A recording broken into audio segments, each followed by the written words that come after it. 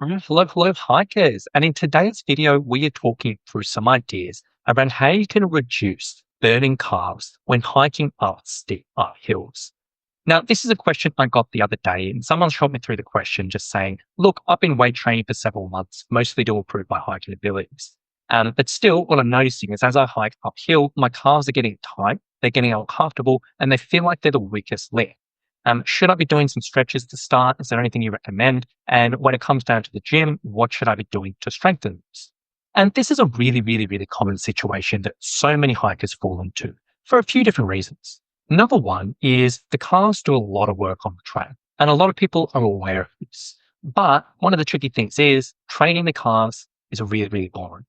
It's not very exciting, and a lot of people just completely neglect this area of training because it's just dull. It's not exciting. So that's problem number one.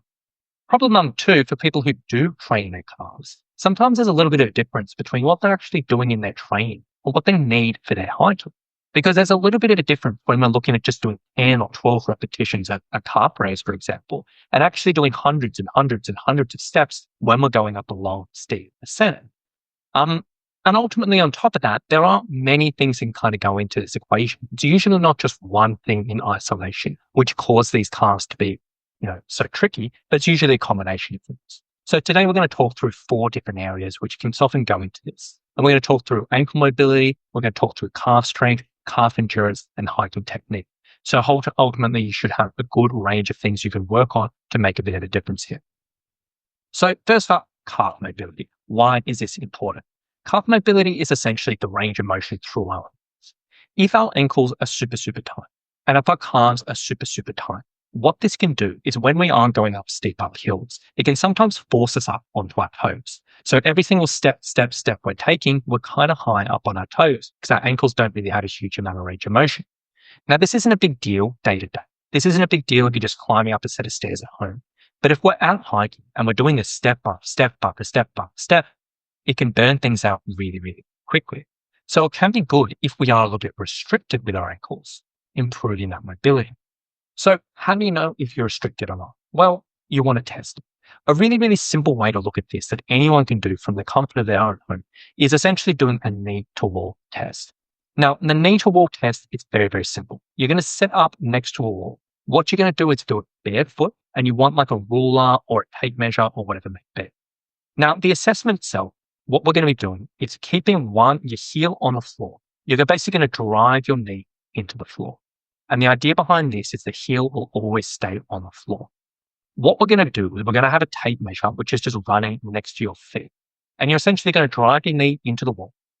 See how that goes. Then you're going to bring your foot a little bit further back and then drive your knee into the wall. See how that goes. And essentially, we want to keep on testing to the absolute furthest away from the wall we can do this before the heel starts to pop up. And if you do feel like the heel starts to pop up, then we need to get a little bit closer. And what we're trying to do here is once we got that measure, we want to measure the distance between the big toe and the wall at the furthest it can go away. Now, essentially with this, what you can use as a measure is typically if you are scoring 10 centimeters or more, so meaning you are 10 centimeters or more between the big toe and the wall, that's usually a good sign saying, look, the ankles are pretty, it may be worthwhile still doing a little bit of mobility, but it's probably not a big deal. Alternatively, if you're 10 centimeters or less, this is a sign saying, look, might be a bit restricted and you probably are going to get some good benefits from improving this mobility. Very simple, but it can be pretty effective.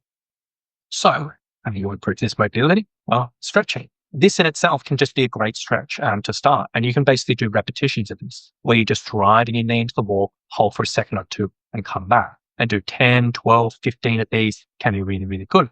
Or alternatively, just standard calf stretches where you're just leaning against a wall or dropping your foot off a stretch, off a bench or a step. That could work out pretty well. So that's our first point. And I would typically recommend if you're trying to improve this, we want to do this type of stuff as part of your warm-ups before training. We kind of want to filter these in somewhere in through the day. And even you can do this as warm-ups before hiking. And I get a lot of my hikers to do this exact stretch before their hikes because it's just a nice way to loosen up the ankles. So that's number one, looking at mobility. First place to start. Number two, we want to look at calf strength and endurance because building up strength and building up endurance through the calves can be really useful.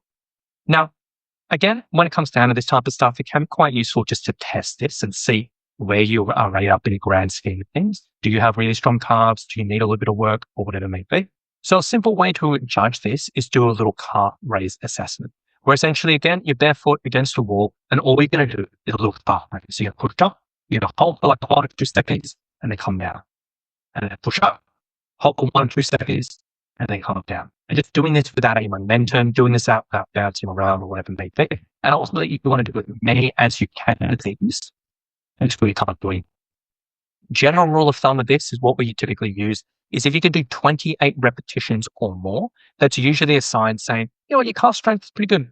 Like, not to say it won't be beneficial to continue to get it stronger, but it's probably not a major issue. Alternatively, if it's a little bit lower than that, that's sort of a sign saying, you know what, you can probably get some good benefits around improving that strength and bumping that up and putting a bit of focus into it. Really, really simple test. And then essentially, if you end up scoring low, or if you just want to improve that either way, then you kind of want to think about, okay, incorporating that into our week.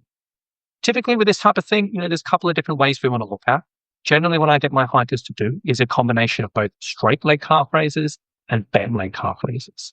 Now, straight leg calf raises are kind of the ones you may be familiar with, where we're basically just on a step or whatever it may be.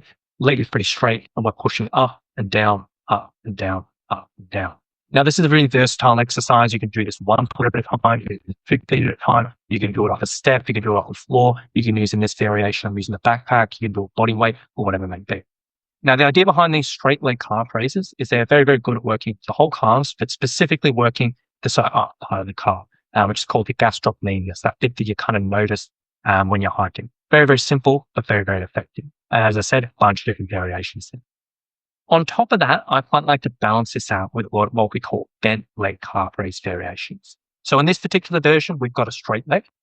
Bent leg calf raises are basically when we're doing a similar thing, but our knees are bent. There's a lot of different ways you can go about this, but the knees are bent. Now, the idea behind the bent leg calf raises is they will shift the emphasis a little bit away from the top of the calves to a little bit lower into what's called the soleus. It's a little bit lower, a little bit deeper, just as important. So in this particular example, we're combining with the wall stick. We're basically sitting in almost to push up, little pause, and come down. Again, there's lots and lots of different variations what you can do with bent leg things. You can do a very similar thing to this, but just sit in a quarter squat with your knee bent and go through it, or whatever it may be. But when we're looking at our strengthening, we want to be kind of concentrating on both straight leg and bent leg, trying to get both of those in a week and build that over time. Now, a few tips for this type of stuff that can be quite useful. What I really, really like with our calf raises is just adding pauses at the top. So basically, when we're doing this type of thing, instead of just going up, down, up, down, up, down, at the top of the repetition, just add a little 1 to 2 second pause each repetition. It takes a lot of the momentum out. It sort of strengthens up that top position. Can be really good. On top of that, just concentrating on a bit of a slow lower. So we push up to the top, and then as we come down, try to count like 2 or 3 seconds. That one's probably a bit fast for this demonstration, but maybe like what it is. You can see it's very controlled all the way down. So that's the full popping straight down, or keep it in control. Just those 2 little tips can just get a little bit more out of every repetition you do. And then finally, when it comes down to it, I would definitely recommend when you're looking at strengthening, getting a mixture of doing some things which are a little bit higher repetition. So working at 15 repetitions, 20 repetitions, where you get lots and lots and lots of burn.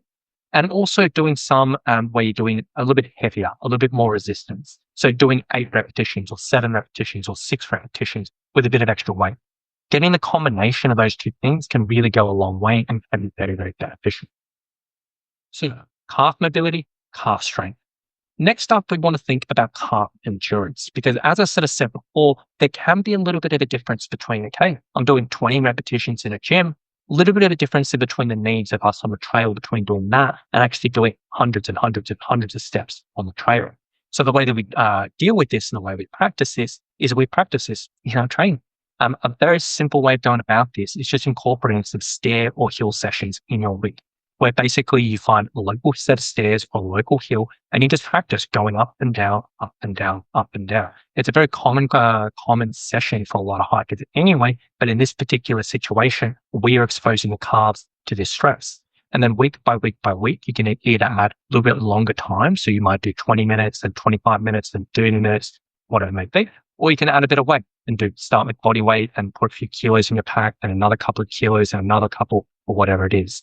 And this is a really, really good way of kind of bridging the gap between the very general training we may be doing in the gym or at home and the more specific stuff we need on the trail. And then finally, hiking techniques. As we said, one of the things that can often burn out the calves is if we are just up on our toes and we're stepping on the hills. A really simple way of taking pressure away from the calves is essentially looking what we call the heel push technique. Well, when we're going up hills or when we're going up steps, trying to plant our foot and trying to put a bit of pressure through the heel. It's not all your weight, but trying to put a bit of weight. The idea behind this is if we can plant our foot, put a bit of weight through our heel as we're going up hills, this will get the hamstrings and the glutes doing a little bit more. This will take a little bit of pressure out of the calves and also out of the knees, can be quite useful. It's not always practical. It's not always realistic, specifically as you get like steeper and steeper. And as we said, if you have really tight calves, this can be a little bit tricky. So it'll get easier and easier as you mobilize your calves over time, but that can be very, very simple. Ultimately, if you are in the situation where you are constantly getting burning calves going up hills, have a look at these different areas. Look at your calf mobility. If it is tight, put a bit of attention into it. Make sure you are being consistent with some calf strength and you're getting exposure to the bent leg and straight leg stuff, and also doing some heavier stuff and some more endurance-based things. Make sure you're filling the gap with something specific, stairs or hills or whatever it may be, and then just see if you can pay attention to planting the feet a bit more on the floor. Put those things all together and be consistent with the training, and it can make a really, really big difference when it comes down to these calves on the trail. So I really do hope this helps a few people. I hope it gives a bit of insight, and I hope it can make a bit of a difference for your hiking in the future.